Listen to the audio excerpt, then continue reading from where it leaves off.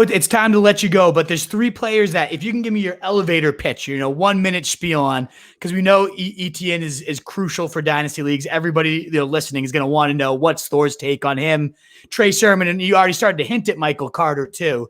If you give me like your 1 minute on each or 30 seconds, however you want to rip these guys here. I know my listeners definitely want to hear about these guys. If you don't mind, just quickly ripping through them. Sure. Well, Etienne, so I was talking about the props that I was recommending before. I went over on Etienne's rookie rushing, which was like 600, was like really low over a 17 game season. So I think in terms of like the perception of him in year one, I think he is statistically going to outperform that. And first of all, I'm lower on Etienne than most others. Like I had him, RB3 and like as a, mid-second rounder, and I'm the highest on James Robinson, I think, of anyone. Like he was my dude last year, like the calling him out as, the Phil Lindsay of the class and like whatever. And so it hurts my heart to say this, but you do not take a running back in the first round and then, play and then platoon him with the undrafted guy of the previous regime. Get out of here. Urban Meyer, for fucking pride alone wouldn't do that. Like James Robinson's time is over there. It sucks, but that just it's the way that it is. It's the same way as Gardner Minshew there. Their time is done. And so, Etienne is going to get his touches for sure.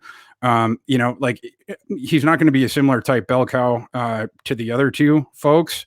And I think, as far as that goes, I'll just dovetail repeat a point that I made earlier, which is I saw a lot of comps people making to, him and Kamara during the draft process. That's just wrong. They're not the same type of player. Kamara it's the smoothness as a receiver. Again, the ability to run complex routes, stuff like that, like a receiver. With Etienne, he was unplayable on third downs his first 2 years of his career. Made a concerted effort about it, and in 2019, he took a jump up in that. And then he went back to college last year. He really wanted to show the NFL that he was a receiver. He ended up having less than 1,000 rushing yards last year because they cut his carries way down. Because I think that Etienne talked to the coaching staff beforehand, I'll come back for my senior year, but I don't want a ton of carries. I've already shown that shit. He'd run for 1,600 plus the 2 years before that, but he's like, I want a fuck ton of targets. Yeah. And basically what he is, as for me, he's Reggie Bush. It's Reggie Bush all over again. It's the exact same game. It's like, it's the guy you get him the ball on a dump off or whatever. And then if he's got the straight line in front of him or whatever, what he's special at, it's punching that accelerator, right? So it's the acceleration from the 0 to the 10-yard line. The 10 yards there, he gets from 0 to 60 very, very quickly. And so if he's got that little crease there, he can potentially hit a home run. But with Etienne, he, even when his receiving numbers were hopping up, it's not like, he was out, running wheel routes for Lawrence or, he was out, the intermediate area, stuff like this. That's not what he does. It's not what he was doing. It was just dump off stuff, or manufactured screens, shit like that. Could he become more? I don't think so, actually, because that's not what kind of an athlete he is. He's not the slick-footed sort of a dude. He's the explosive north-south guy.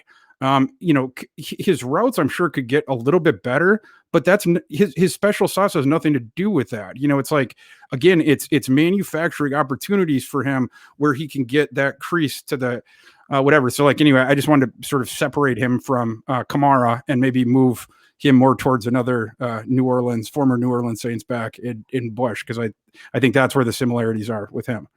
Absolutely, yeah, and I mean we might see those manufactured touches, those screens and whatnot, given that Urban Meyer, Percy Harvin, Curtis Samuel. Yes. So we could see a lot of that. Yeah, it's just that what you're not going to see is him making all these plays downfield like Kamara. That's the only thing that.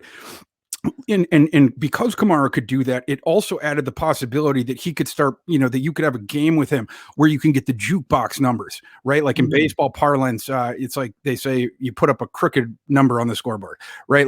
Some games with Kamara, if he gets a home run, there's a broken coverage downfield, whatever, he could have one of those games with the touchdown and the high yardage mark, whatever. Etienne, I think there's going to be less opportunities for that because it's with him, it's you might once in a blue moon see like the 80-yard touchdown. But I think a lot of times, yes, I agree with you. I think he's going to get the targets. Absolutely. And, I think he's going to get the receptions as well, because his targets are, going the other way. They're going to be the easier to catch version. It's going to be a lot of stuff behind the line of scrimmage and stuff like that. But it's an open question as to how that part of his game translates to the NFL. You saw that with Kamara, in translation, that part of his game played up, because now all of a sudden, he was playing with offense, he's playing under offensive coordinators that understood spacing of the field better. He was playing with quarterbacks that, sat back in the pocket and, spatially understood things better. So, waited longer for routes to develop, et cetera. All these different things. Whereas in college, those things weren't consistently there for him at Tennessee. Whereas, think back to Reggie Bush. Reggie Bush was so much more dangerous in all facets of the game, but especially in passing, right? Like that, like at USC, he was so scary. Like every time, Leinart threw Bush the ball, I was like, oh, fuck. Everyone held their breath. And, in the NFL, it was just a different thing, because when it's the straight line thing and you can't, we know he's going that straight line. It reduces the option, for the defense, you know what I mean? Like in play.